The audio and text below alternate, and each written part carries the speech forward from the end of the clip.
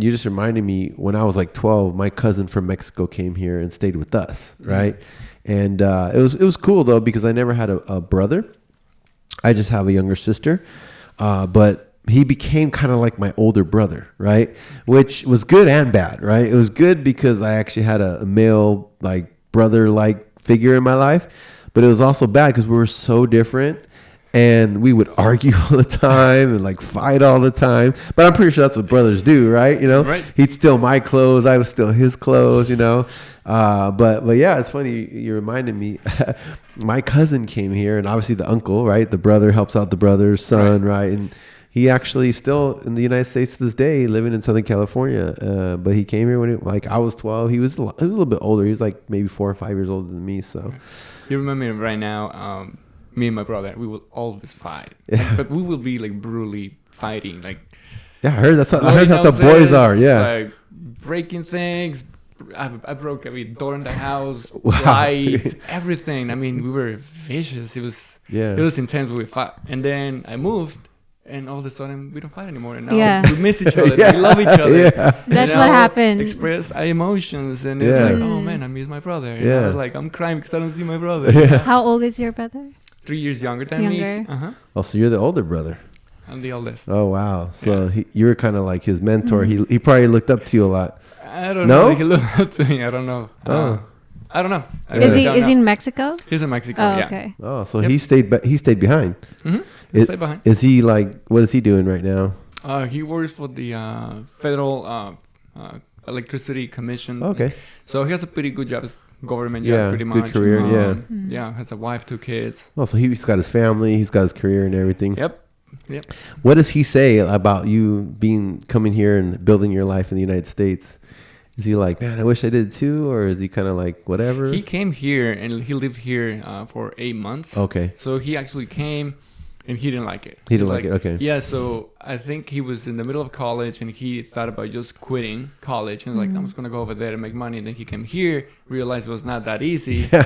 He's like, no. Like, okay, I'm just going to go back and go back to school. And he did that. Oh, that's cool. Go back to school and figure it out. So I want to get back to the sibling rivalry, right? Because like I said, I never had brothers. And I don't know if it's good or bad, but my brother-in-law, he comes from a family of 8. He's New Zealand Irish, a big white guy, right? Very, very cool guy. But he grew up with basically 4 boys around the same age, and they would tell me stories of like when they used to like literally, like you said, literally almost try to kill each other. You know what I mean? Like I have scars. Yeah, really. Yeah. So maybe you could tell a story, but I just want to mention something real quick. I think it's a good thing, though, because it makes you very competitive and it makes you a little tougher because ever since you're young, you're always fighting and like you're always trying to one-up each other and compete, right? I don't know if that helped you in sports. Like, I don't know if that kind of prepared you for that. But I noticed that guys, when they grow up with brothers, they're maybe a little bit more tougher. They're a little bit more competitive. They just have that little edge because ever since they're little, they're basically kicking each other's butt. You know what I mean? And that's basically me and my brother. Oh, really? We fight so much, but he made me tougher. There you go. That's for a good sure. thing. I used to throw cooking pans at him. Instead of that chancla in the Philippines, anything. It was like, pan. go away, you're annoying. Yeah. I had a younger sister. So for me, it was more like the older brother, kind of like take care of her and that kind of stuff, right? But I don't know. Tell us, like, what's the craziest thing you guys ever, like what, some of your scars, what if you want to share, you know? He stabbed me. He stabbed you? And I with a knife with, just the pole of the broom. Like, the broom. Broke it, and it was pretty pointy. It's thick, it's probably inch. He just stabbed me with it and created a scar. Oh my. I burned him with the ironing. With the iron? He threw like pieces of metal to me and mess up my nose and things like that. I mean, it was bad. We have a good amount of scars. And that was just from whatever? Like no, I think the way we grew up, it was not that easy. It was tough. My father left and didn't leave a good picture behind. Okay. So I think we absorbed some of that. I myself was kind of a aggressive kid at home. So I was always picking on him. Always picking on him. You know? So you were the bully. I was the bully. I was the bully, and he would just not take it and explode. Wow. Yeah. So that was his thing. He will he would not do anything, just held back, and then explode. Wow. And he would explode on me sometimes, and I would just run, you know. Sometimes I would run, lock the door, and he will take down the door. Like, Oh my God. Take down the door. I think we broke like 3 doors in the Oh house. my God. And what was your mom doing when this all was your happening? mom. Oh my! I mean, I feel sorry for my mom. You know, I feel so sorry for my mom. We were the devil. Wow. I remember one time. This is not with the brother, but I remember sometimes my brother will be, you know, my accomplice and things, right? I remember once I used to like playing with fire. Yeah. So right, I was playing with alcohol and fire, wow. and then I got the carpet on fire. Oh shoot. And then I got my head on fire. Your head on fire. The hair. Yeah. And we put it out, and then thinking I'm smart, right? Yeah.